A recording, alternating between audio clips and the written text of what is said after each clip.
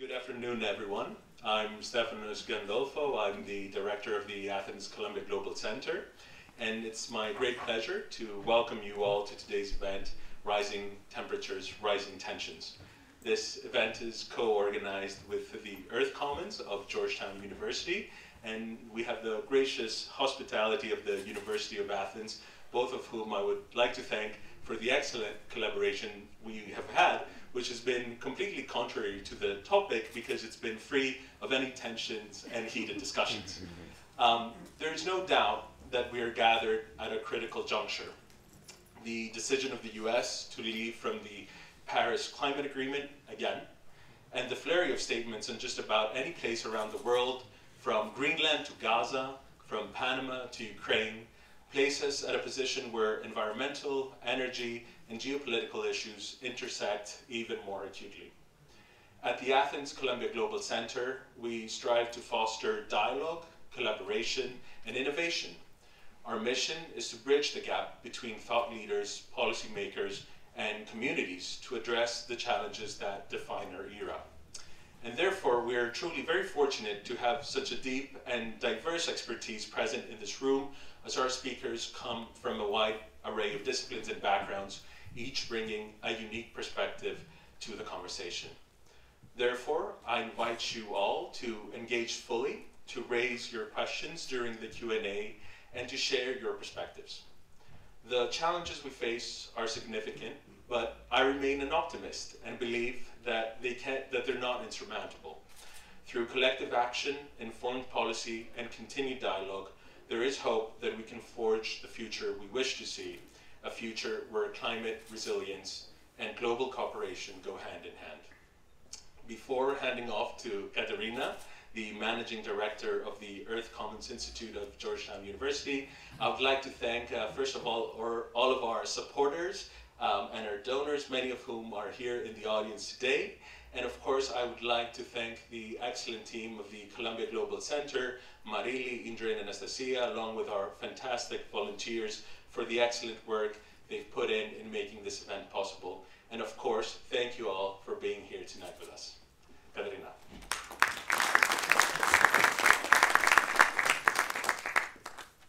Good evening, everyone. Good evening, everyone. Thank you, Stefanos, for your introduction, and thank you to the Columbia Athens Global Center for co-hosting this event with us.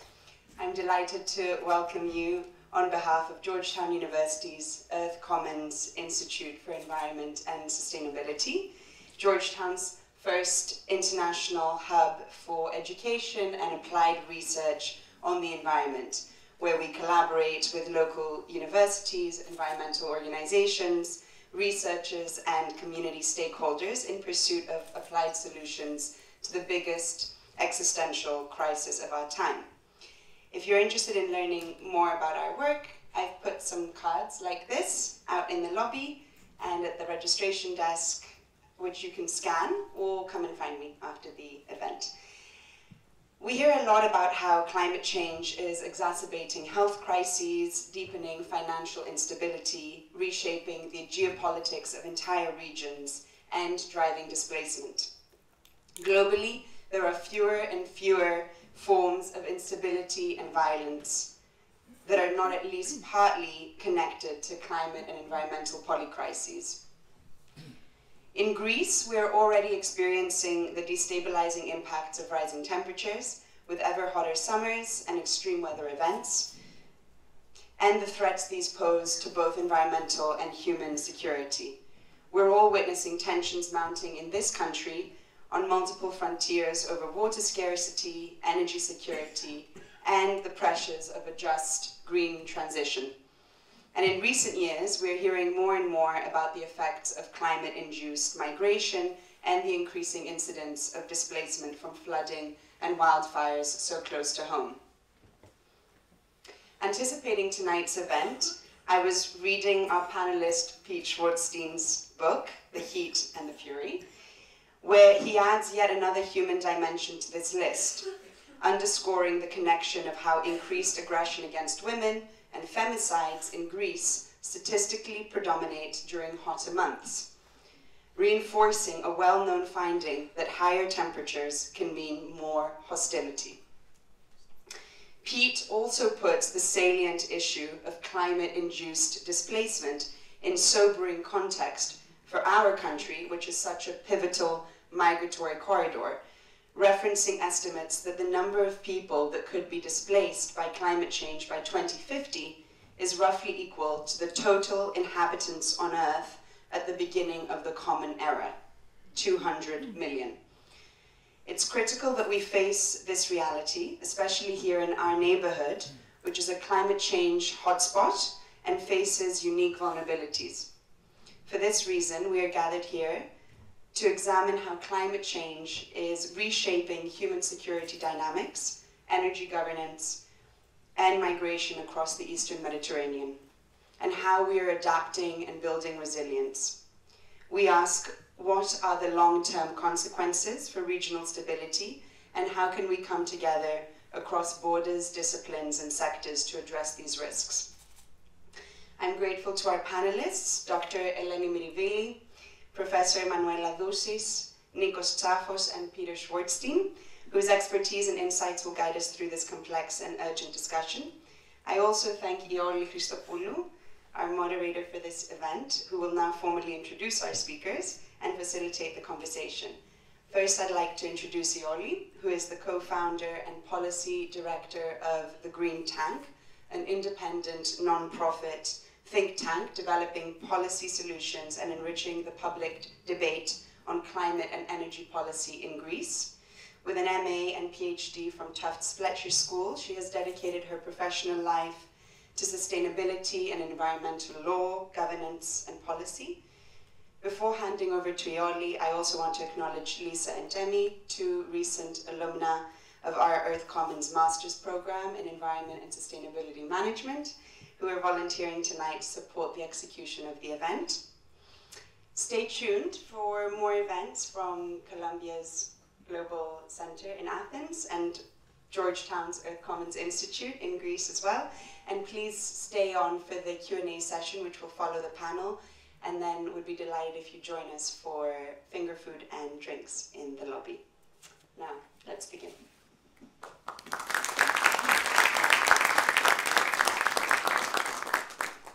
So many thanks, also for the generous introduction, Katerina, and thank you to Georgetown Earth Commons Institute and to Stefanos and the Columbia's Global Center here in Athens for hosting us and for asking me to moderate this panel. And a warm welcome to all the panelists. Rather than introducing them right now, I will be introducing each one of them together with my first question to them. But I would like to just say a few words, although the two introductions already set the scene for what we will be discussing. I just want to point out that 2024 again broke the record of being the warmest year on record since 1850, and the record was previously broken in 2023. So temperatures are rising for sure, and together with that we have heat waves, wildfires, thunderstorms, floods across the world's regions, leading to loss of lives, human and animal, loss of property, and severe damages. Now, what is striking for 2024, because we've heard it now, it's become usual that the world record on heat is being broken. But what was unusual for 2024 was that it was the first time that we had the threshold, the climate safety valve that we as a global community agreed on at the Paris Agreement, the plus 1.5 degrees Celsius was broken. So that was reached. This does not mean that we cannot meet the targets, but it does mean that the window of opportunity to be able to sustain a safe climate is becoming narrower, and we need to accelerate on climate mitigation and together with that on adaptation. Now, tensions are also rising. Katerina and Stefanos both mentioned Gaza, Ukraine, and there are so many other conflicts, of course, around the world with humanitarian dimensions, Somalia, Yemen, Congo, conflicts that we do not necessarily hear about, at least here in Greece. They do not make the headlines so often, but they have a clear impact on human lives, and they may or not be related to climate change. And just a quote from the International Institute for Strategic Studies, its description of 2024 is that the world is experiencing an unprecedented number of conflicts which appear to be increasingly intractable due to the growing involvement of both domestic and external actors, a complex array of underlying drivers, we need to ask whether climate change is one of them, and escalating geopolitical tensions. So the picture is one of rising temperatures and rising tensions. And my question to the panelists over this discussion that we will have is whether we have to make necessarily the connection that a warmer world is also a darker world. Could it be that the mitigation measures for climate, the adaptations that we need to take, could they lead to actually greener collaborations? So let's zoom in to our region, to Greece and to the Eastern Mediterranean. And my first question goes to Emmanuella Doussis. She's a professor at the Department of Political Science and Public Administration here at the National and Kapodistrian University of Athens. She's also the first UNESCO Chairholder on climate diplomacy. She lectures on international law, international organizations, environmental policies, climate policies, undergraduate, graduate level. She has been a visiting professor in France and also most recently as a Fulbrighter at UC Berkeley. And she has taken an advisory role on climate diplomacy issues with various institutions. So Emmanuella, in your opinion, zooming into our region, have Greece's strategic priorities adapted? Have they evolved together with the climate crisis and the corresponding climate policy? Again, let's zoom in into the role of Greece in our region, Southeastern Europe, Eastern Mediterranean, and if they have evolved, how so? Thank you for the introduction. It is a pleasure to participate in this event, which marks the beginning of a meaningful collaboration between prestigious institutions, including my institution. I would like to thank the organizers for the invitation and for the opportunity to share with you some thoughts on the climate security nexus and potential pathways for cooperation in our region. Well, before I reply to your question, allow me to make a preliminary point on the term climate crisis, which is being increasingly used lately to emphatically describe the recurrence of extreme phenomena, just mentioned, and the deterioration of climate, and to awaken society.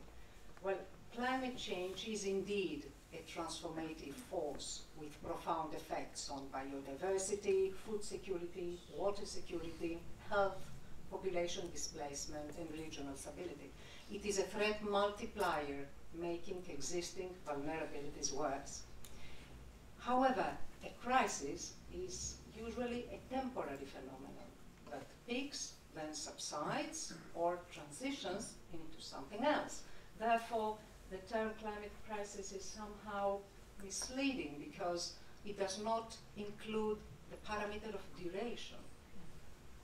And also it gives the impression that a return to normality is possible. But this is now impossible. As you said, the Earth's average temperature has risen significantly, and our region, you mentioned it, Ioli, it is what the scientists call a climate change hotspot, meaning that global warming is coming here faster, 3 to 4 times faster than in other places. So we are facing a phenomenon that it is causing an emergency, a situation that requires urgent action in 2 directions: to drastically reduce the causes and manage the consequences. It is a phenomenon that we will be constantly confronted with over the next years, and we must learn how to manage. There are practices and solutions that can help in this direction, but the pace of our mobilization is extremely slow. After 3 decades of international climate cooperation, we know what is required to tackle climate change. It requires cooperation, rising above geopolitical divisions. It requires both financial support, in particular for the most vulnerable, and breaking up our addiction to fossil fuels and driving decarbonization in every sector. And in the meantime, we should also prepare to adapt to the devastating impacts of climate change that are already happening. We're building resilience in our cities, our societies, our infrastructures, and the productive economic sectors. And this requires identifying and ranking priorities, preferably at the local level, for adaptation to climate change. So coming back to your question, I would like to make two brief points. The first is that Greece does not have yet a clearly defined strategy on climate foreign policy, a strategy that would address the multifaceted impact of climate change across various sectors, including climate-driven security risks, a strategy that would highlight its role in promoting climate justice, fostering regional partnerships, and protecting vulnerable populations. Of course, it supports international climate cooperation. It is a contracting party to the UN Framework Convention on Climate Change and the Paris Agreement alongside the European Union, and is committed to all the decisions taken at the COPs, including the decision to transition away from fossil fuels. Moreover, it is an EU member state, and this means that it must implement the European Green Deal, which combines the strengthening of existing climate policies with new ones to deliver on the agreed targets to achieve climate neutrality by 2050. Although the European Green Deal is very much a Brussels-led policy, its success depends on the national government willingness to follow the path. Member states should come up with their own decisions on how to deliver a common, to achieve a common European goal. And the biggest challenge here is to diverge from existing energy systems. Well, it seems that there is a credibility gap here that threatens now to worsen. And this credibility gap emerged because political priorities have shifted after the attack of Russia in Ukraine 2 years ago, when fossil fuel dependency was exploited as a strategic tool. And many countries, including Greece, while they had decided to jumpstart their own green transition, decided to invest in new fossil fuel extracting activities or new infrastructures in order to meet their energy needs. Well, I'm not sure if these activities are going to offer solutions or contribute to tackle the current energy crisis, since they require multi-year and high-cost investments to deliver results. What is more is that the hydrocarbon extraction activity, in particular in the sea, creates more geopolitical tensions for control over disputing maritime areas and for limited resources. But this is another story. What is important to highlight here is that there is no room for new fossil fuel production in a 1.5 degrees Celsius aligned world, which is the main goal of the Paris Agreement. After all, we have the policy tools, we have the resources, the financial resources, and we also have the technical solutions to accelerate the transition to more sustainable pathways. Wind and solar energy are not only renewable, inexhaustible, and proven sources, and for this reason they can mitigate rivalry and competition for exclusive control of energy sources as opposed to hydrocarbon extraction. The question is, and this brings me to my second point, what kind of role Greece can play in a region of increasing polarization and competition? Well, it can play a role. It can lead the effort by example, towards a just and sustainable future, by addressing the intersection of climate and security in a more comprehensive and forward-looking approach, by staying firm in the implementation of its international and European commitments, and by showing to its neighbors that the rapid transition to clean energy is not only a vehicle for redefining economic influence, but also a catalyst for promoting regional stability. The real stakes in a decarbonized scenario may be less about control over resources than over good infrastructures interconnectivity, technology, rules and standards for clean energy, and so on. Well, let me conclude that sustainability and resilience are key for regional stability. So we should explore pathways to move beyond the overwhelming challenges of the past, to think more pragmatically about concrete solutions for the future. After all, climate policy is peace policy. Thank you. Thank you. Okay, thank you very much, Emmanuella. This was very insightful also as an introduction to our discussion. It brought together so many dimensions, and you focused, as you mentioned, also on the opportunities, but pointed out some inconsistencies, so that is very important. So, and you mentioned also the need to focus on decarbonization and moving away from the fossil fuels, of course, which is the cause of the climate crisis. So I think the next question should go on focusing on a bit more on the energy sector. And I will come to you, Nikos Tsafos, who serves as the Chief Energy Advisor to the Prime Minister of Greece. He has worked with companies, banks, and governments on some of the world's most complex energy projects in various countries around the world. Most recently, he held the Schlesinger, I'm not sure, Chair of Energy and Geopolitics at the Center for Strategic International Studies. He has served on the Climate Advisory Committee of the Export-Import Bank of the United States. He has been for many years at the US, and most recently from 2016 to 2019, he was a lecturer at another competitor school, the Johns Hopkins School of Advanced International Studies. So my question to you, Nico, is, can energy security be secured in a climate resilient fashion?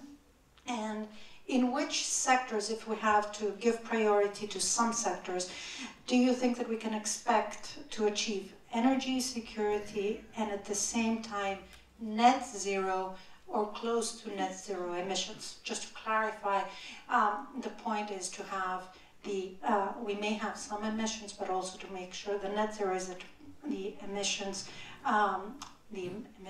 are also absorbed if need be.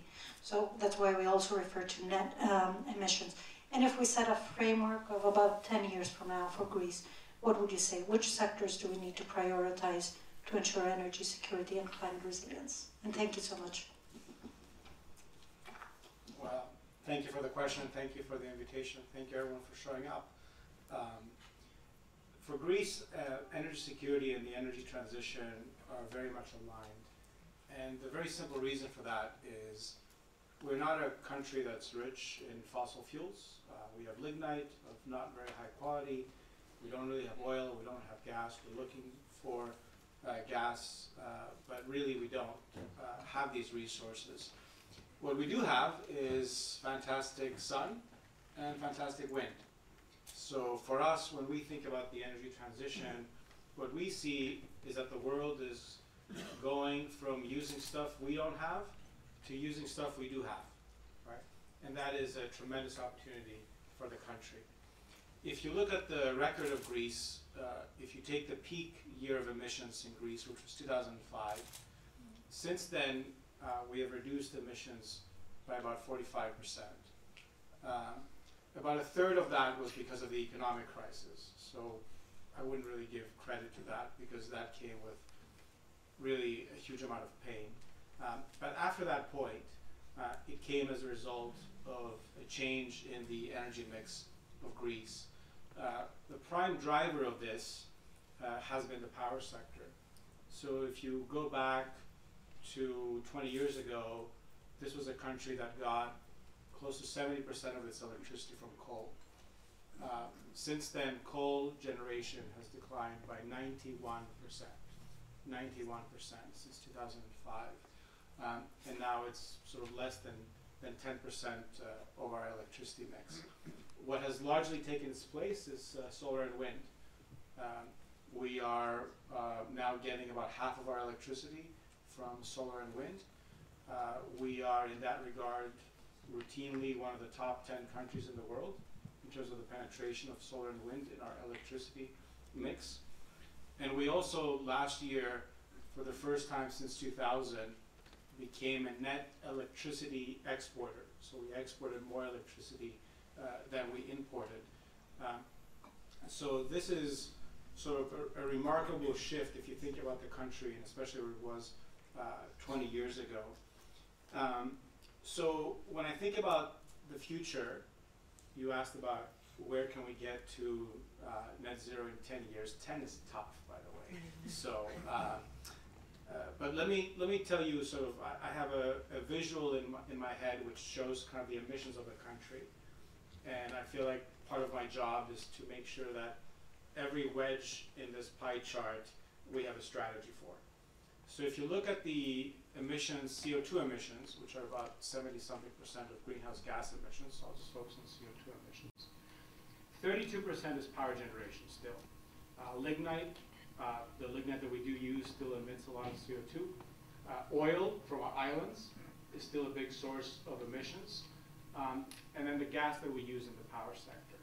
So that's about 32% of the emissions of the country are in those sort of three areas. The lignite that we still use, oil on the islands, and then the gas that we use in the power sector. That to me is the easiest sector to make progress on. At this point, we have a huge pipeline of interest of companies that want to build more wind and solar. Our main challenge will be, how do you balance a system that runs so much on wind and solar? And this is one of the things that really keeps me up at night when I think about the future. Just to give you some data, and again, this is not a critique, but these are the facts that we have to sort of deal with. If you look at solar generation in Greece last year, the daily generation from solar ranges from about 3 gigawatt hours in one day to 42. The consumption of Greece is about 150, 200 something when it's really hot, okay? So 3 to 42. So when it's like really cloudy and rainy, it's 2. When it's sunny and we're all dying from the heat, that's 42. Wind is 3 to 72, right? So if you combine those two numbers and you say, okay, I may have 5 or 6 from wind and solar, or I may have 110, that's a huge amount of variation to deal with. So that is going to be our main challenge going forward. If you go outside of the power sector, which I think is where we'll make the most progress, we have transport, industry, and buildings. And I'll just give you a couple of lines on each. Transport, I'm looking here at my numbers, about 30% of our emissions are still from transportation. Huge opportunities. If you look at the fleet of Greece, we have the oldest fleet in terms of cars, buses, and trucks. So yes, EVs, and we've made some progress on EVs, but really even if you can just shift people either from old cars to newer cars or from old cars to public transportation, the savings are going to be immense. On the industrial side, about 25% of our emissions are industry. Then we have big industry that can do things like carbon capture, where we capture the CO2 and we store it underground, or where you can switch from whatever you're using today to something else. Greek industry actually uses still a lot of oil. We have a much higher percentage of oil in our industry than the rest of Europe. And then finally, buildings. Buildings is always a difficult thing because it goes to people's homes. It's actually less than 10% of our emissions are in buildings. It's not a very cold country, so we don't use a huge amount of energy to heat ourselves, which is what the rest of Europe does. And there it's difficult because you kind of have to go house by house and either renovate or replace or do both. And so that is a process that takes time and money. So power to me is the clearest area where we've made a huge amount of progress, where I can see it for the next 10 years. And in the other 3 sectors, we will make progress, some areas maybe a little bit faster than others, but really power is going to drive the reduction in emissions over the next decade for Greece. Thank you very much. Thank you. There we go. Thank you very much. I think this is a very important statement that our profile in terms of emissions will be changing over the next years, and it is a huge, huge contribution that Greece is making in reducing its climate impact. So there are many times when we say that Greece is not making it. It's one of the last countries in this, the last country in that, and so forth. This is one area where I feel that we can be proud of, the transition that is happening in the power sector. And then we need to make sure that we have all the policies in place to ensure that that is happening without having any setbacks, and to push the remaining sectors, of course, to move forward, industry, transport, and buildings. So we spoke a bit on mitigation, and this was a positive story with its challenges that we still have to face. And now we're faced with the other huge challenge, which is adaptation. And how do we adapt to this changing environment around us? And it is a great pleasure to have Eleni Myrivili here with us. She is the Global Chief Heat Officer. I mean, who has heard of a most wonderful title? UN Chief Heat Officer. And then that, I'm sorry, it beats us all. She works at the Atlantic Council and the UN Habitat, dedicated to heat resilience of cities in particular. She's also on the board of the EU's mission on adaptation, the World Economic Forum's Global Risk Assessment. That's the World Economic Forum Global Risk Assessment. Each year, more and more environmental and climate risks are ranked as top risks globally. She also has an experience herself in local government. She was the former deputy mayor of Athens. She led the Athens Urban Resilience Plan, and now she is an advisor to the Global Covenant on Mayors on Adaptation and Resilience. She has been a fellow at UPenn and Harvard, but she does have a connection to Columbia, so she is the only one amongst us who is an alum of one of the two institutions organizing this event. She has her PhD in anthropology from Columbia. So, Lenya, to you, drawing from your vast experience, and especially the global experience that you have, if you were to choose a few examples of urban transformations, cities, projects that are able to adapt to extreme heat and improve well-being, which would you choose to bring lessons learned to Greece and to Athens? Thank you, Ioli. Thanks everyone for being here and for the organizers for this event. Before I answer, which I will, I promise, today I realized that there was an incredible report that came out on climate and security from Germany, from the German government, and I just want to guide you guys to go and take a look, because it's really, really interesting. It talks about Europe and the next 15 years of Europe and in relation to security issues. It says that a lot of problems will be in relation to food security and migration, and a lot of other kind of cascading problems, which we saw in 2022, for example, when we had this extreme drought in Northern Europe. We had more than 61,000 people that died from heat. We also had problems in, because of the drought, we had problems that dealt with food prices going up and food production having a lot of issues, but also energy problems with water kind of cooling the energy plants, and also with the lowering of the river beds, which made problems with transportation and raised all the prices. So it's like a whole situation of cascading effects, which affects the security of many, many different sectors and critical systems. And this is what we really have to understand, that it's a series of concomitant problems that one kind of cascades on the other. And one of the things that the report talked about is how it's going to be a real challenge for Europe, exactly because the south of Europe is going to have to deal with many more pressures than the north. And that could create a lot of tension within Europe, and it will take a lot to keep Europe together in the next few years. So this is something that I think is interesting. But in the beginning, there's like of the publication, the German Foreign Minister, Annalena Baerbock, is that how you say it? She says, anyone thinking about security needs to think about climate as well. Every 10th of a degree less in global warming makes our lives safer.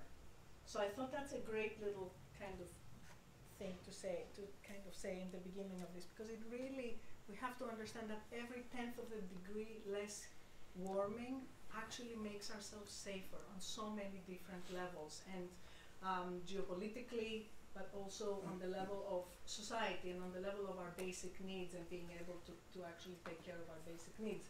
So, on the level of adaptation, and from the point of view of cities, where the problems really come down to reach us and reach every one of us, because that's where we actually, the road hits the, what's the expression? Whatever the, whatever. Rubber hits the road. The rubber hits the road, thank you, where the rubber hits the road. All of the critical systems come together and kind of meet in the cities where people's needs are most critical, which is, for example, the health system, as already you mentioned, the health system, the water system, the energy systems, the food systems, the economic and financial systems. I just have to remind you how these things started falling apart during the crisis that we had in 2015. All of these things, because I was in the municipality then, the municipality actually has to deal with all this stuff on a very, very basic level. And so cities are a very, very kind of interesting perspective.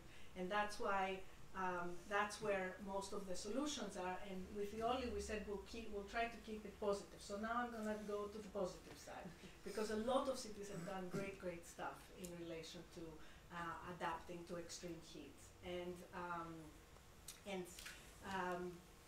a lot of some of the main kind of issues that cities have, as most administrations have, is that they look at things in very siloed ways. So they don't integrate solutions and they don't talk to each other. So a lot of cities, because of climate and because of trying to adapt to things, have started to kind of to make departments talk to each other and to understand that they have to kind of, because they have few resources and they're poor in funding, and they need to kind of make sure that when they put different policies on the ground, they can hit many different targets at the same time.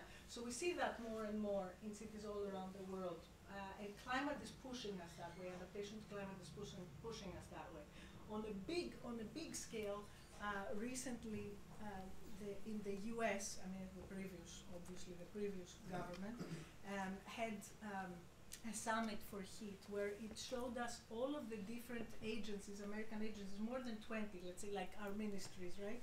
They came together and created a whole series to integrate it in an integrated way, a whole series of resources and policies of dealing with heat.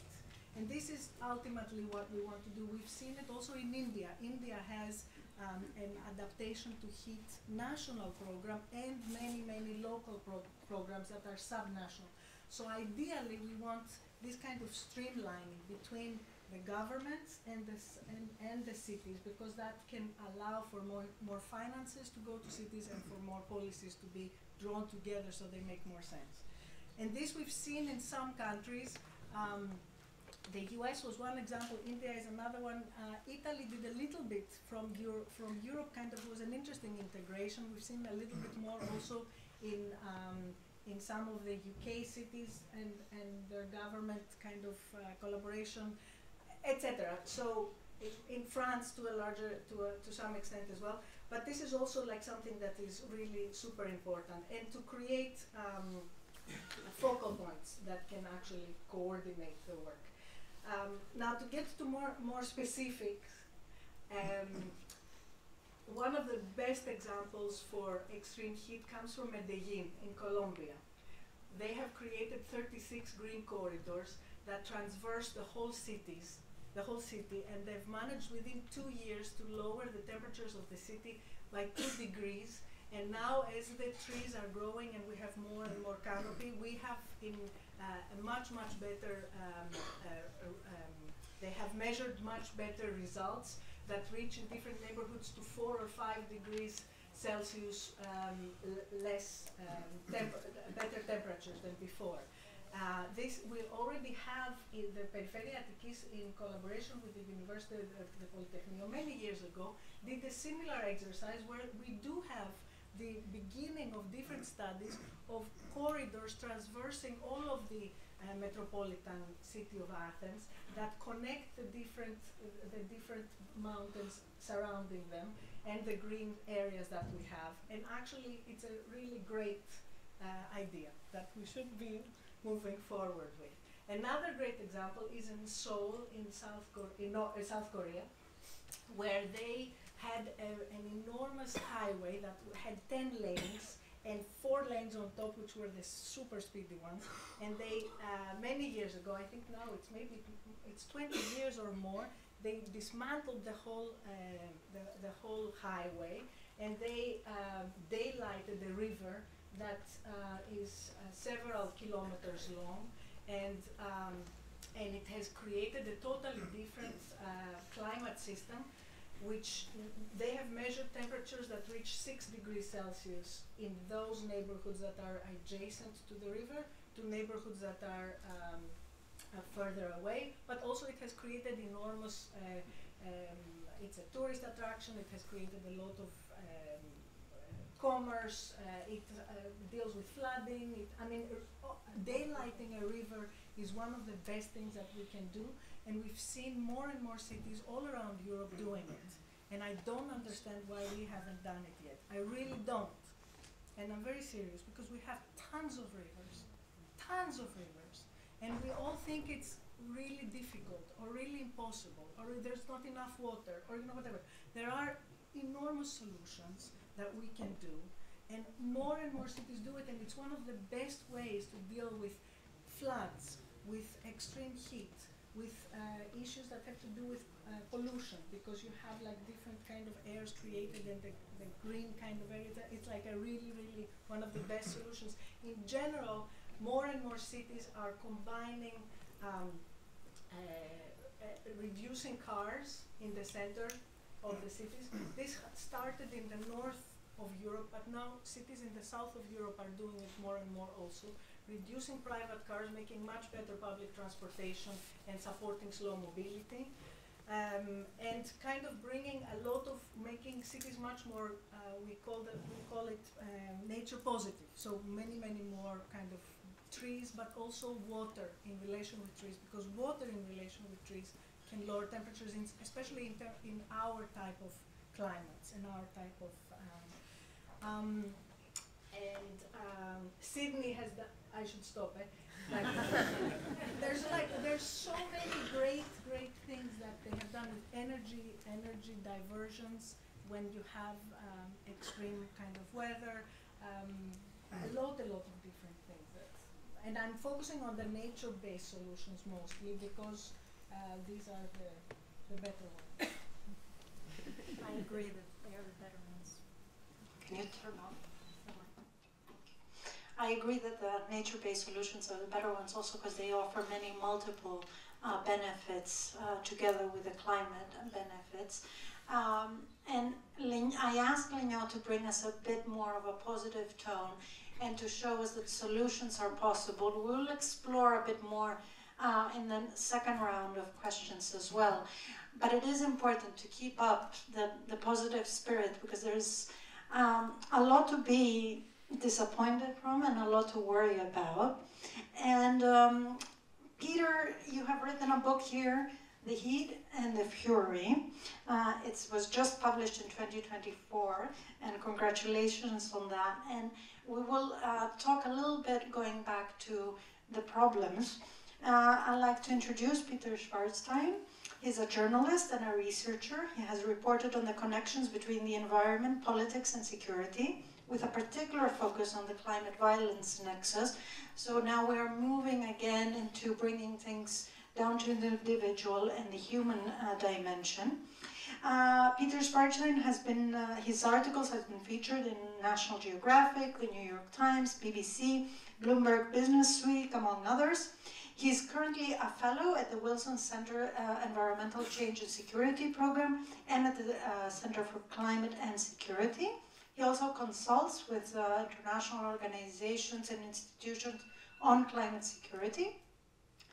He has studied in Trinity College in Dublin, he just mentioned, so I wanted to make sure that we don't have another alum on the panel, and Science Po.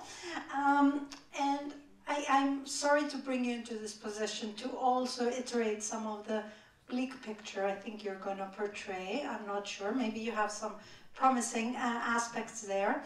But what are the emerging threats related to resource security, to climate-driven migration? We haven't talked about it yet on this panel. And what should concern us most here in our region, in the Eastern Mediterranean, Southeastern Europe? If you could share your thoughts from your vast experience here researching on so many parts of the world. Thank you very much, Ioli. Yeah, no, I'm going to be sort of Captain Doom and Gloom here. I'm very much sort of the rising tensions component of the headline of this evening's event. So just to sort of foreground this a little bit before getting into some detailed, or as detailed examples as I can manage in a very brief window of time, climate basically acts on whatever the existing weaknesses or fissures within a society, within a place, within a region are. And in the context of Greece and the Eastern Mediterranean, that's a particular problem because there's an awful lot of cleavages. First of all, just to sort of reinforce the warming component, the Mediterranean is the fastest warming sea in the world, and the eastern part of it is warming the fastest yet. Europe, as Emmanuella pointed out, is the fastest warming continent in the world. And even though the southern part of Europe is not necessarily warming the fastest, the very fact that it already has some of the highest sort of, pre-existing hostile conditions to begin with, coupled with sort of an inopportune resource to person mix, means that even small difficulties can go a pretty long way in yielding negative consequences. Equally, because when one has climate-related violence, it's almost always an unhappy marriage of climate stresses and poor quality governance. And on that count too, the prognosis is not great in this particular part of the world. I mean, many of these states around the littoral of the Eastern Mediterranean are authoritarian, and the nature of authoritarian states is that they are significantly less responsive to climate stresses, and or democracies that in this part of the world, as with many others in the West and East Asia, are wavering, to put it lightly.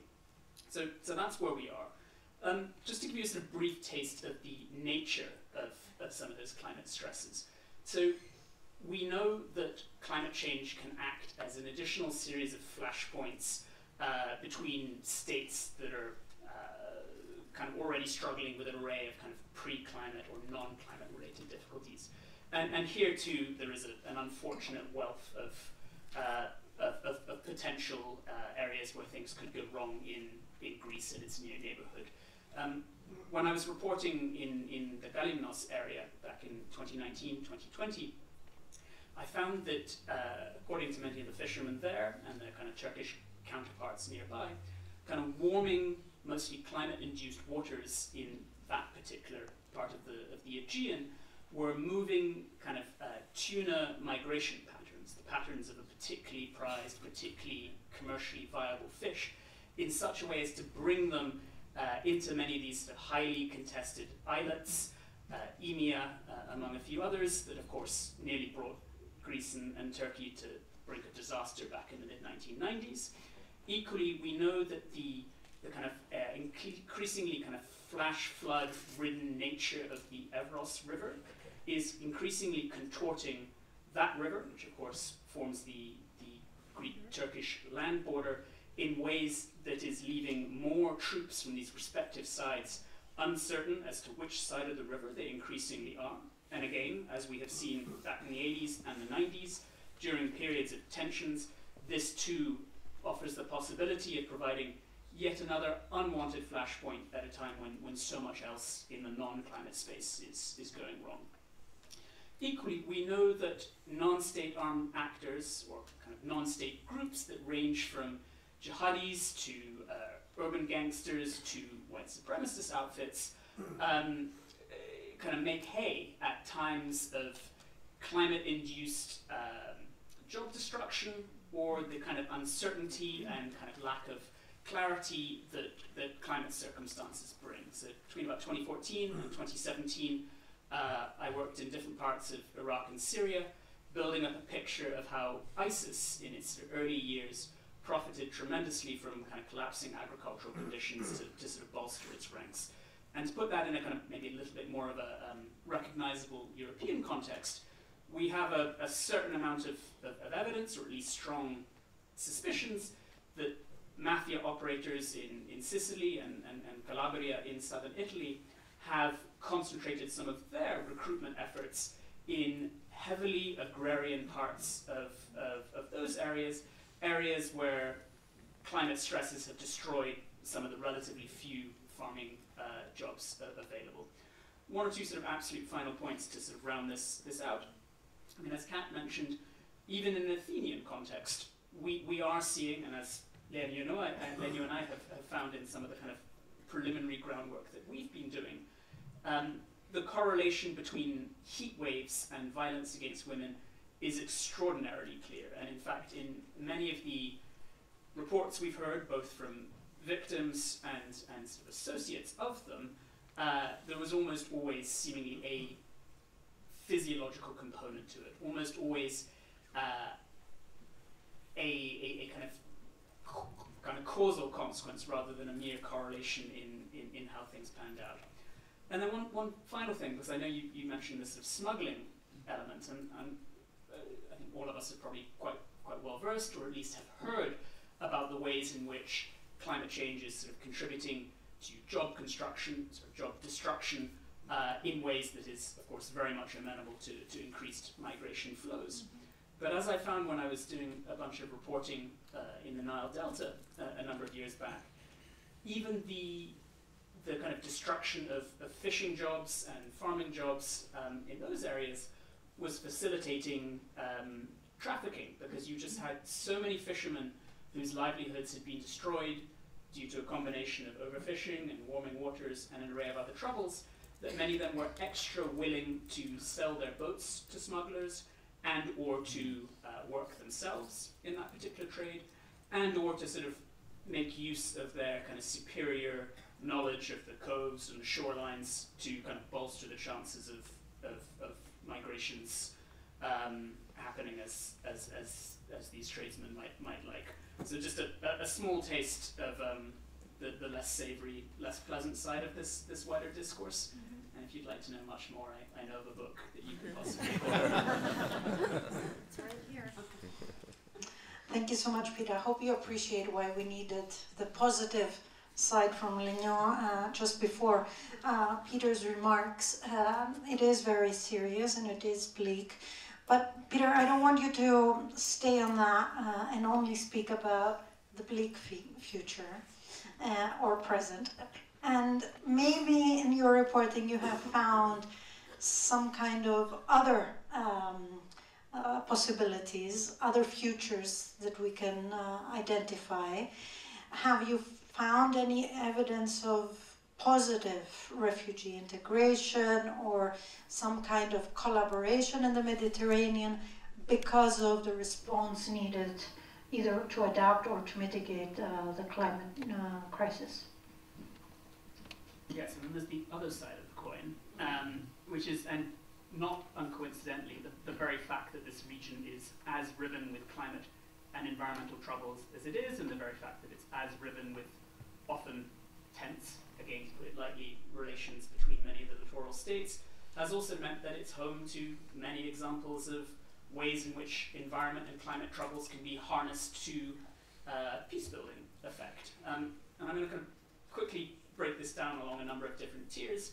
As many of you know, might know at least, Athens is the home of the Secretariat of the UN Environment Programme's Mediterranean Action Plan, which is a not particularly heralded, but nevertheless extremely successful illustration of how environmental troubles can bring together, or shared environmental woe can bring together countries that can't otherwise engage or discuss much at all. So despite the fact that so many of the member states of this particular entity, ranging from Israel and Palestine through to Syria and Libya, and basically every other Mediterranean littoral state have often been at one another's throats, they have nevertheless persisted over a period of decades in meeting with one another and at least trying to kind of hash out their difficulties in about as calm a setting as one possibly could.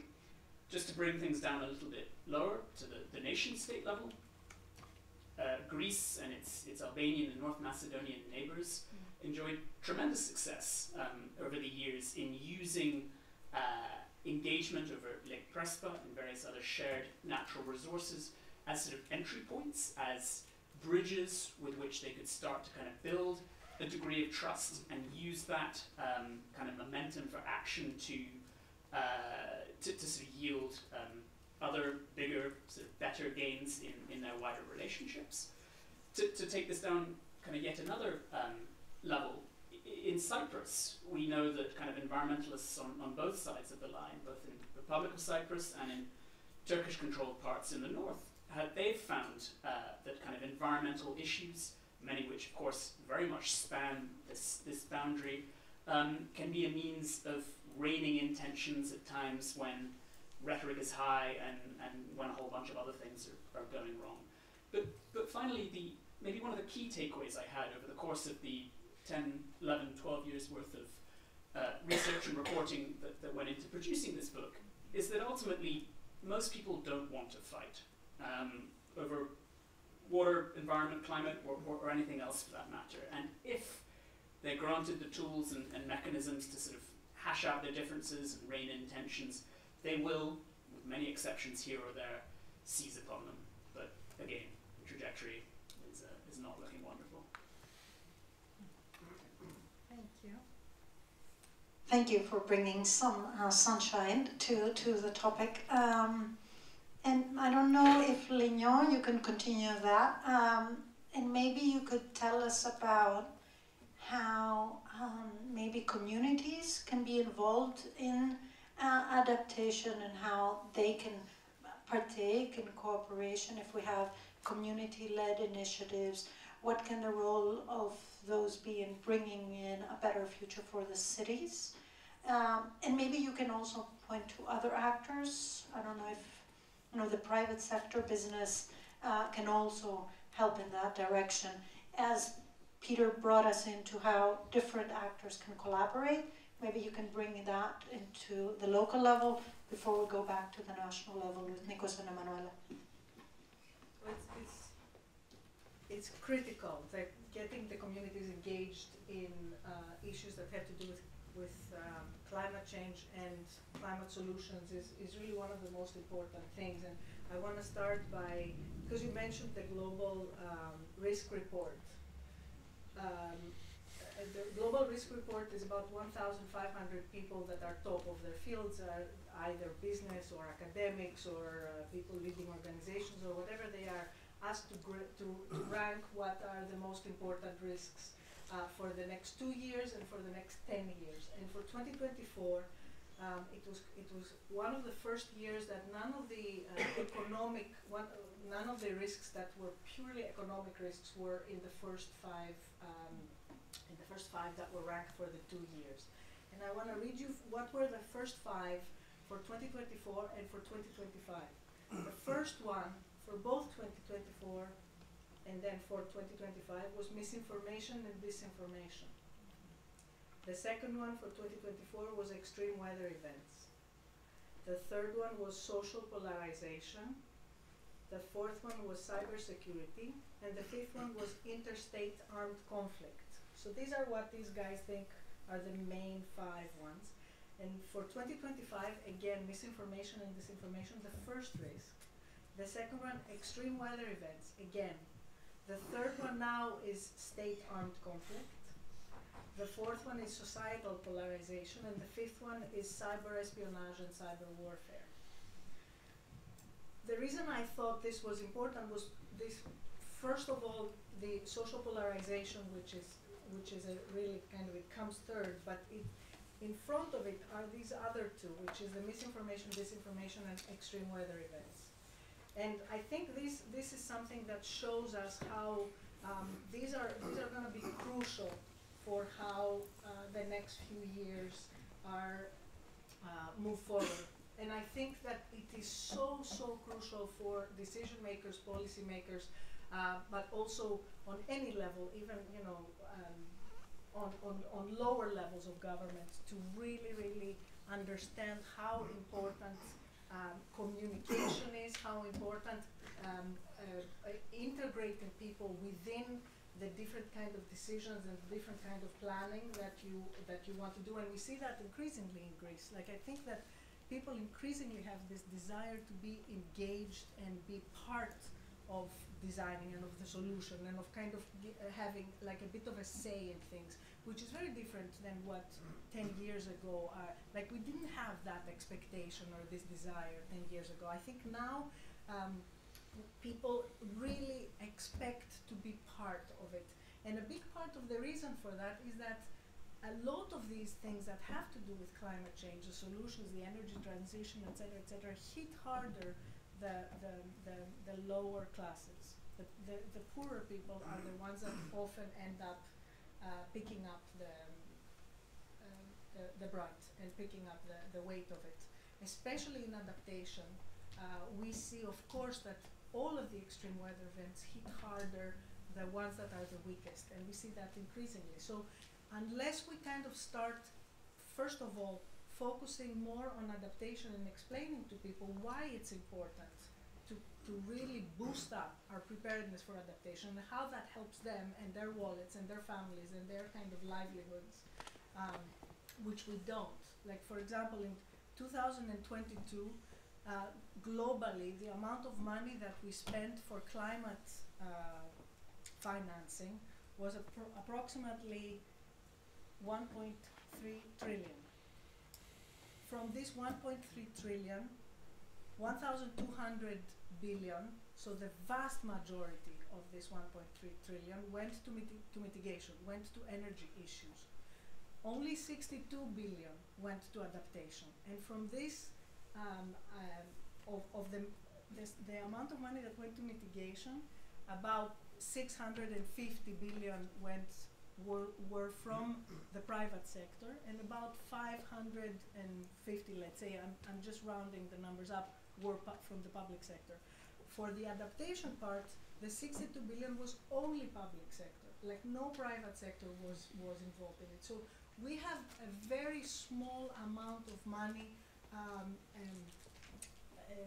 invested in adaptation, which is how we can win the hearts of the people and how we can show the people that we really care and we can really support them.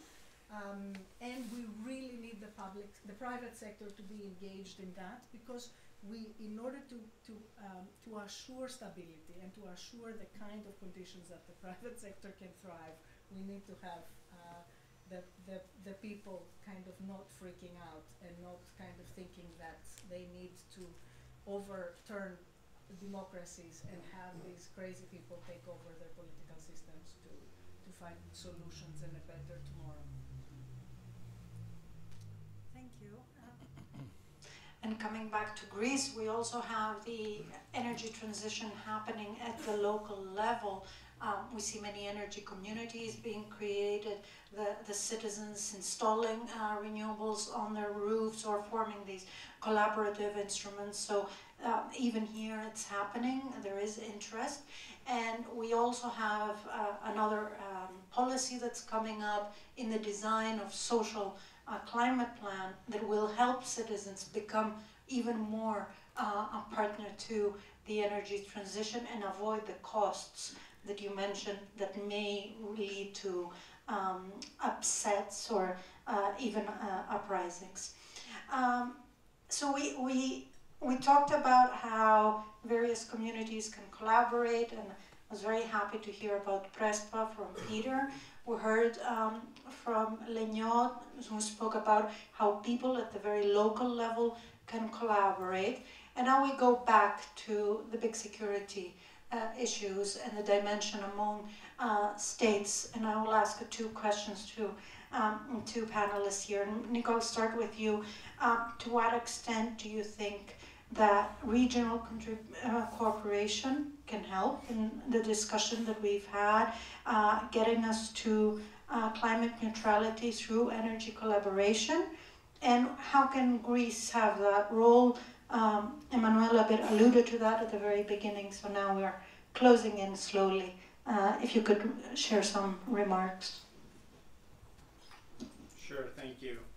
Well, the first thing is we are, and I'm thinking now of Greece as a European country, we are just deeply, deeply interconnected in our energy systems. We trade oil, gas, electricity. You know, this past summer we had an episode of extremely high prices in Greece of electricity. And when we were trying to figure out why it was happening, we ended up essentially figuring out that a lot of it was due to bottlenecks at the border between Austria and Hungary and Czechia and Slovakia, right? And also had to do with trade into Ukraine, because Russia had destroyed Ukraine's infrastructure, so they were importing more electricity. So we started with why are our prices going up? And we had to go, 7 countries over to get an answer. And this is the reality of the system that we're in. I talked before about renewable energy and our dependence or our growing reliance on solar and wind. If you look at the number one way in which we balance renewables, so the number one way that we deal with the day that solar is 2 rather than 40 or wind is 3 rather than 70, is through trade. We export when we have a lot of renewables and we import when we don't. So what we know is that if you bring countries together that can focus on what they have and we can complement each other, the cost of this transition will be much, much less. Okay? And so as a country, we are trying to do our part. We've made some investments, for example, in gas infrastructure that are very largely driven by the energy security needs of our neighbors, right? Helping them diversify or helping them get access to different supply sources. But at the big European level, I would say our big sort of thesis that we're trying to convince the other member states and the Brussels system is there's a view in Brussels that says the Green Deal is an EU project, we all have to do our part, so we all have to do the same thing of our part. And we're trying to say it's a shared project, why don't we do different things that we each excel in so that we can do these things better and help each other rather than all do the same thing. It's a different way of thinking about it, it's a different way of planning, it's a different way of allowing countries to meet targets with more flexibility, but that, as a country, we're big believers in that, because if you look at a system as a whole, if everyone can bring, we bring solar and wind, other folks will bring hydro or nuclear or offshore wind or hydrogen or whatever, if you bring all these things together, you can achieve net zero at a much, much lower cost. But if everyone tries to do everything, even if you don't necessarily have scale or natural resources, it's just going to be that much more expensive. Thank you. I think that was already giving us an idea, and so I'll ask also Emmanuella more or less the same question on the role of Greece in terms of its regional cooperation, and maybe you can highlight, rather than the energy dimension that Nikos mentioned, a bit more the diplomatic dimension. So what kind of steps can Greece take in that front in terms of the climate resilience and security of our region? Well, I think that Greece should take the initiative to open new channels of communication with its neighbors on climate-related risks, and take the initiative to bring the countries to the table to discuss these risks, common challenges, and explore solutions, identifying and understanding the common challenges is a top priority in a region that is warming faster than others, in the world, communicating both risks and best practices is becoming a major issue. Well, let me give you a few examples. Crisis response and management is a field of potential cooperation. Developing joint climate-related response infrastructure can improve human security across the region. Sharing airborne firefighting means, or developing joint firefighter units or and early warning systems to avoid disasters are areas where neighboring countries have much to gain from working with each other. And such practices would not only boost the early response capacity, they could also send a powerful message about the benefits of regional cooperation in a field that threatens human security. And another field of potential cooperation is common research. Common research on the effects of climate change in the land and marine ecosystems, from the effect of declining rainfalls to traditional agriculture, to the evaluation of rising sea water temperature, on marine vegetation, and the response against the proliferation of invasive marine species. Well, climate diplomacy is preventive diplomacy, but at the same time is a multi-level diplomacy. It refers not only to traditional state-to-state diplomacy, but also to the involvement of other actors, cities, regions, think tanks. All these subnational actors are agents of change, agents of the transition to more sustainable pathways. So networking across boundaries is crucial. As long as we are confined to our own silos, we are unlikely to be successful. Nice. That's a very positive, also closing on research, which is also the heart of what all these institutions collaborating tonight are doing. And maybe now that we've had this enriching input from our panelists, it is the time for you to ask our questions. If you have thoughts about the nexus on climate and security that our expert panelists can respond on, we will be happy to have your questions, thoughts. I'll ask you to be brief to have a question. I'll collect one or two questions and then we can try to answer them. Have maybe 3 questions and then try to answer them. So let's see some hands so that I can guide a bit. I'll have the lady there, the gentleman here. Oh, that's it. 1, 2, 3. 1, 2. Well, no, we'll go for that one up there. 1, 2. Maybe we'll have time for a second. No, for you. Did you raise your hand? No, go ahead, Mr. I think I pointed to you. Thank you for the very engaging discussion. Just to hit up a bit further, the nuclear question is re-entering the discussion in Europe, with Germany making some statements that they might revisit it. France never abandoned it, and it seems that the new technology is de-risking many of the issues that were seen as preventing it in the past. Given the fact that, yes, I think renewables such as wind and solar are definitely a big part of the answer for Greece and many other countries, but there are capacity issues as well. Would it be something that we should consider part of the energy mix? And if I can ask a second question, is whether Europe, rather than being on the defensive side with US tariffs, would be considering measures like CBAM with US products now entering Europe, knowing that the US is leaving the Paris Accord. I know it's not a very diplomatic question, but I think we also need to be pragmatic. Thank you. Would you mind stating also, introducing yourself? Vasilis Adoniadis, senior partner at the Boston Consulting Group. Thank you. And then we'll go back to the top. We have a question here. But I have already identified the lady. Could you raise your hand again, just so I can come to you? Sure. And then we'll come back. We'll have a second round. Hello.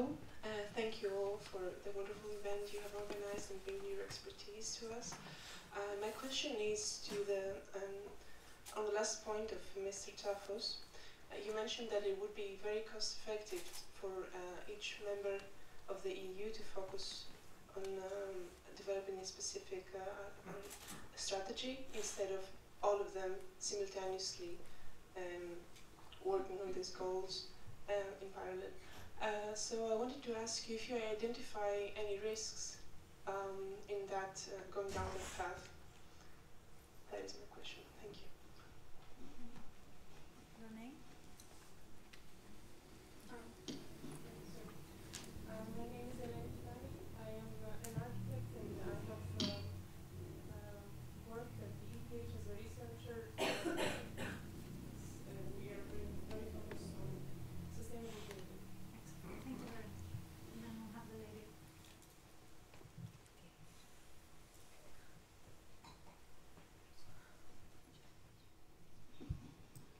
Yes, hello.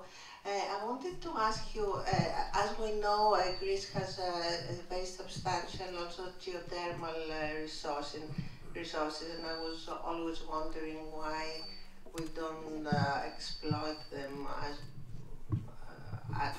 and also they are stable and they are not dependent on wind or sun or anything. So this is my first question, and then I wanted to ask Mrs. Myrivili. I heard a lot of interesting things. So I don't know why we don't collaborate. You cannot collaborate with Athens, with the mayor, or to do some of these fantastic solutions. At least try to apply them. So I'm a geologist and I'm in the board of the National Natural History Museum of Greece.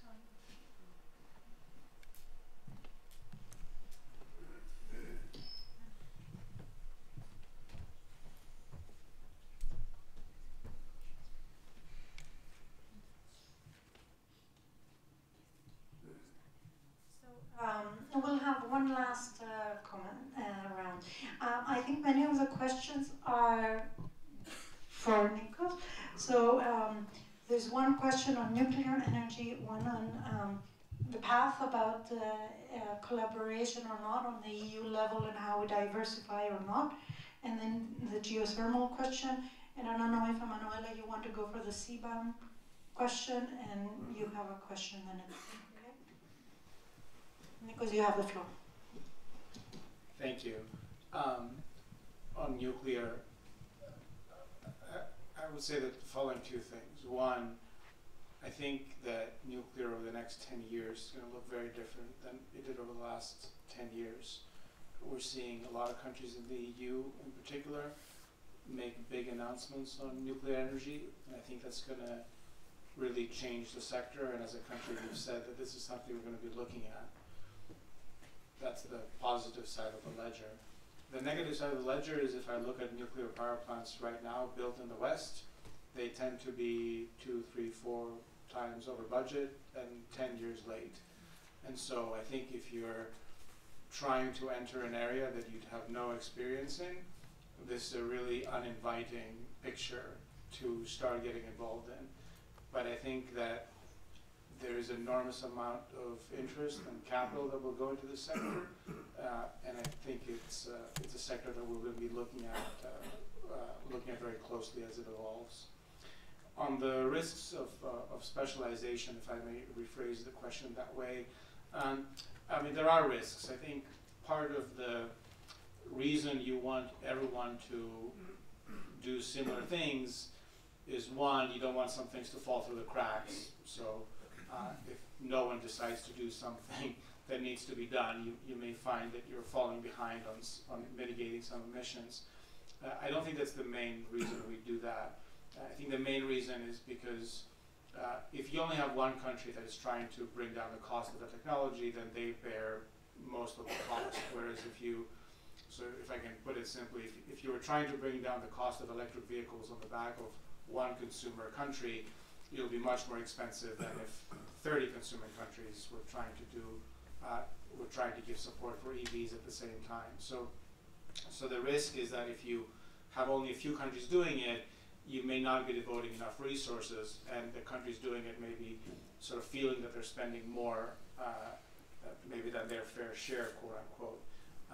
So I don't think it's really about totally sort of letting go and complete randomness, but it is really about specialization and allowing countries to lean in on technologies that they want to do just much more on, rather than trying to chase every single country to do a little bit. I still think that leads to a more cost-effective strategy, even if it has those risks.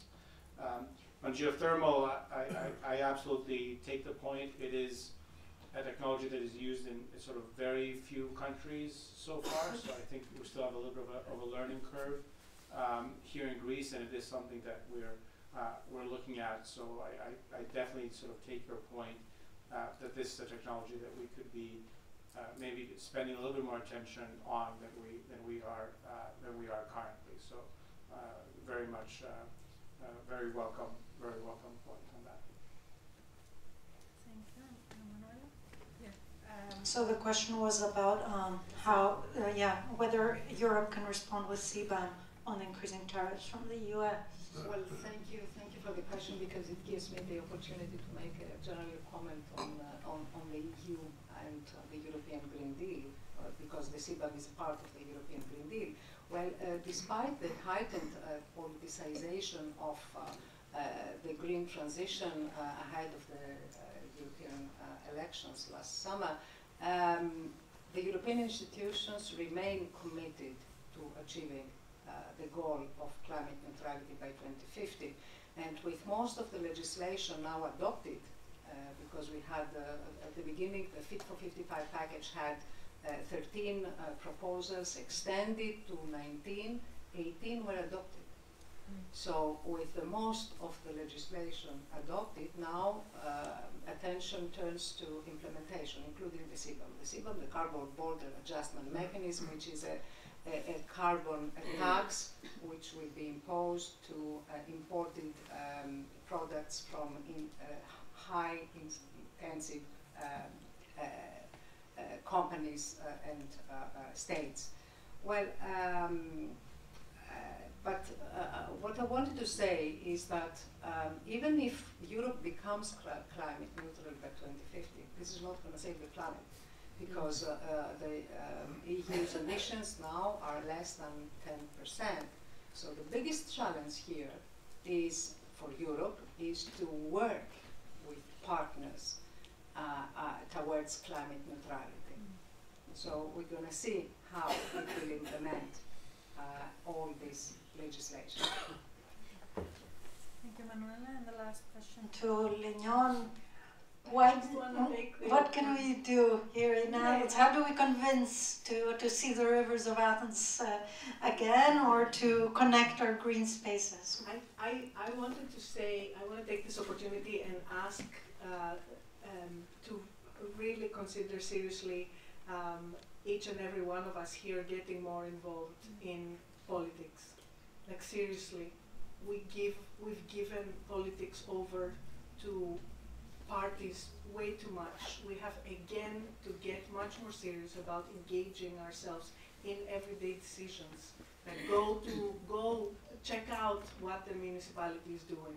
Go to a meeting. It's kind of boring, but it's interesting. You find out how it works. Like, for me, it was an incredible school to be elected. I found out how the city works. And we don't know, we have no idea how things work.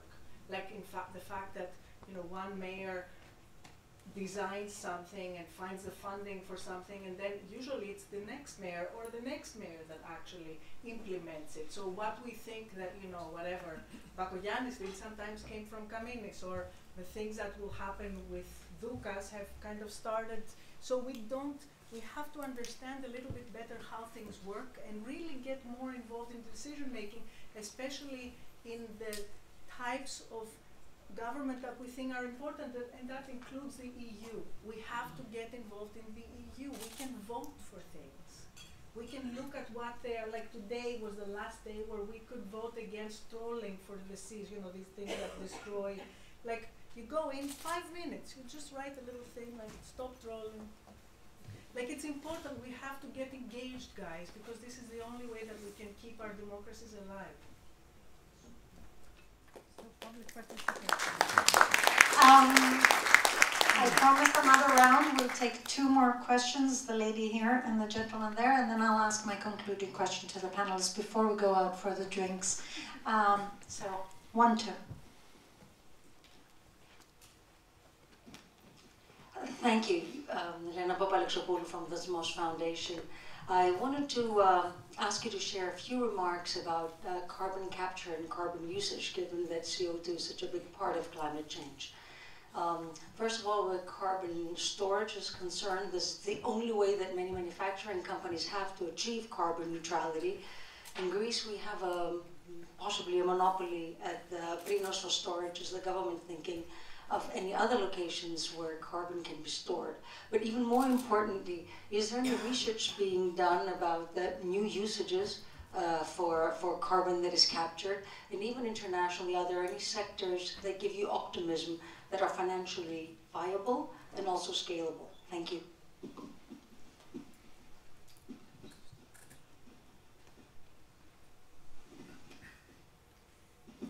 Thank you for the insightful interventions. I want to stick with the local theme. I'm Panagiotis Olympiou. I work on crisis management and conflict analysis in mostly in humanitarian settings.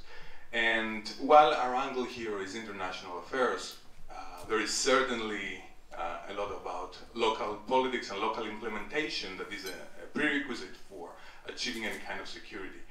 And in Greece generally, we know that our local governance, municipalities and so on tend to lack capacity, ability or will to implement, even when there is very robust national policies or strategies. And as Peter was saying, pre-existing issues are accentuated with climate change.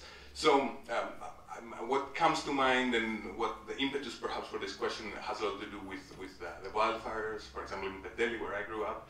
And I wonder, do you see local administration, the way it is structured, as an obstacle for achieving progress? And is there a way, how can we structure incentives, or what are the key reforms that can help us move ahead with climate security and all of the possibilities that you spoke about? Thank you. Maybe a very brief response on the CCS question? Sure. So carbon capture and storage. So if you think about Greece, if you look at what we call hard to abate sectors, which for us would be really refining and the emissions from industry that come from industrial processes, so not from burning stuff, but from making the products, those are about 10 million tons in Greece. And those are prime candidates for carbon capture and storage. If you look at Prinos, we don't exactly know, but we can capture some of that, maybe 2, 2.5, maybe 3. So no matter where you end up on that range, you have a lot of emissions that are missing. So one of our goals, of course, is to get Prinos up and running, and we have secured about almost €1 billion in EU funds that different companies have to get that going. But we'll need more than Prinos. So one thing we're doing is we're looking around Greece to see if there are other geological formations that could be candidate for carbon capture. We have next door Italy that has a project that is moving ahead where we think we might be able to have some of our companies send CO2 there. We've also been in discussions, talked about this publicly, about developing a CO2 trade with Egypt that has, obviously, it's a big hydrocarbon producer, has a lot of geological potential for carbon capture. This is something that's currently not fully allowed by EU law. It doesn't allow you to sort of send CO2 outside of the EU, so that's something that we're trying to change, because if you look at where you can store CO2, and if you go to the North Sea, there are a ton of places. And if you go to our part of the world, there aren't in the EU.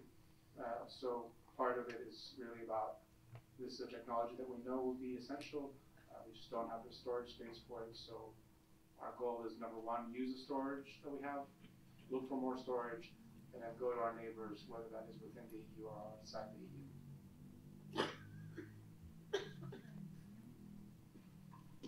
I think there's incredible knowledge that local government is a repository of. I think that we have amazing people that have really hold in their hands a lot of knowledge that are really important. We should totally celebrate them to a large extent. Like there's really wonderful people that work in municipalities and in local governments.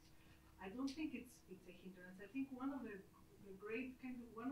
really good things that we could do is to better align different levels of government than we are now to deal with climate. And I think this is one of the most amazing things. To give you an example, we have a code for earthquakes, which is these days very critical.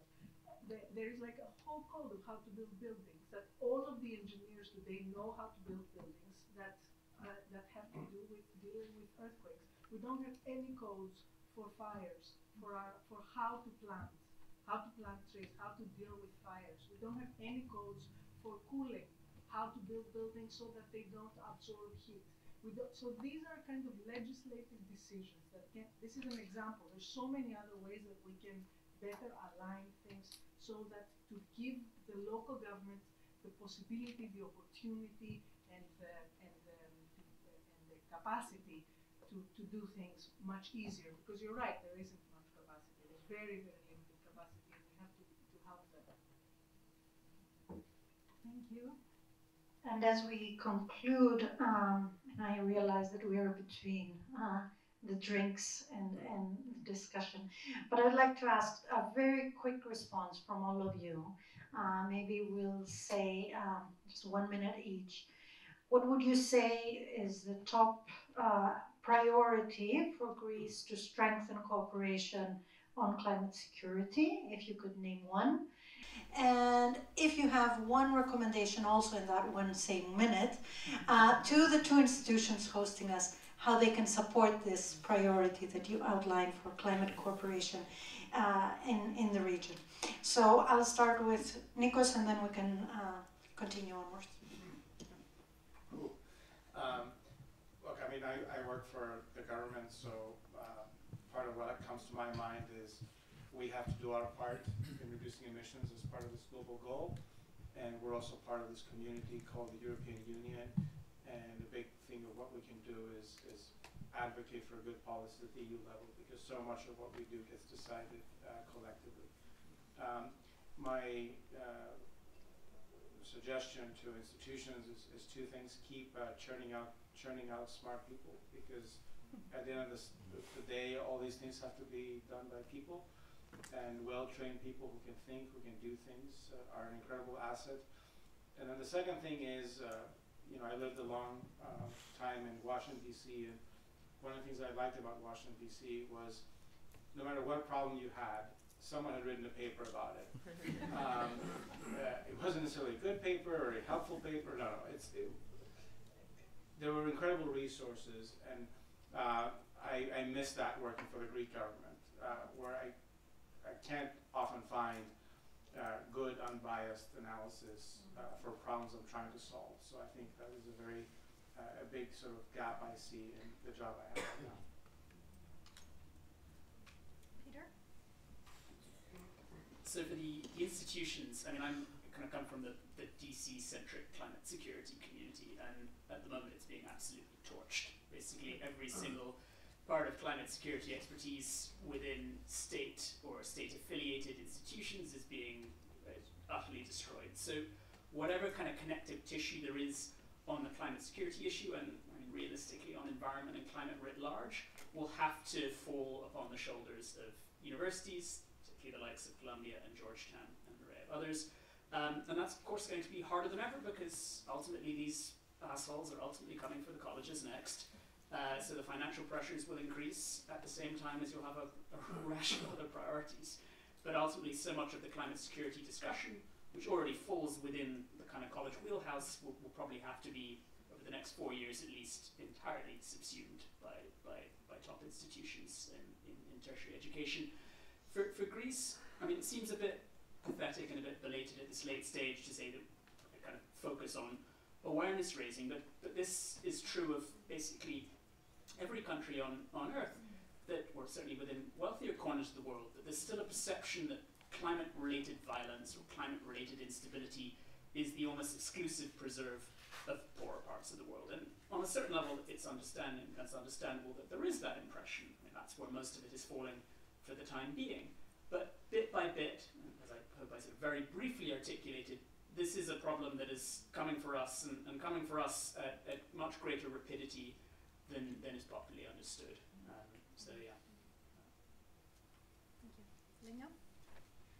I will agree with Peter. I think that especially these two institutions and the work they're doing in Greece could actually help create more of a stirring up of the local students. And I know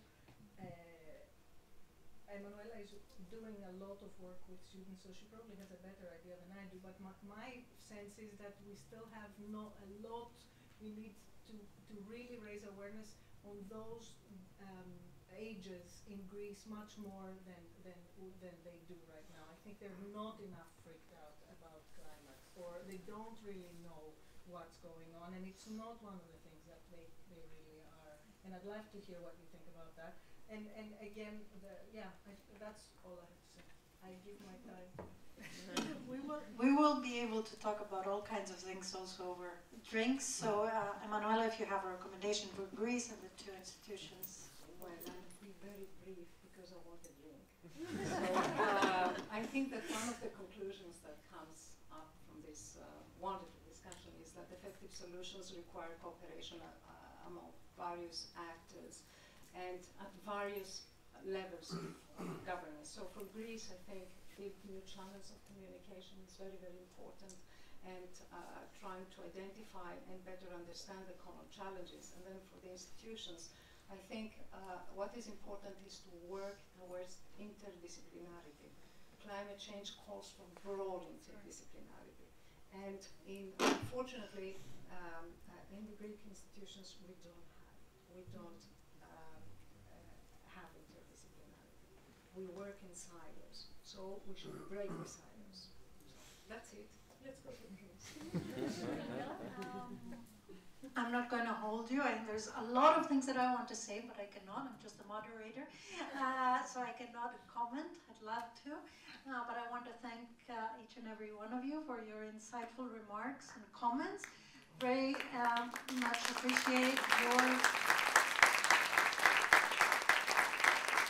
patience and interest. You all stayed here, so that means that we had a good discussion. Thanks again to the two institutions for having this discussion, the Athens Global Center by Columbia and the Earth Commons Institute at Georgetown, and thank you also to the university for hosting us. Have a pleasant evening with a drink outside. Thanks again.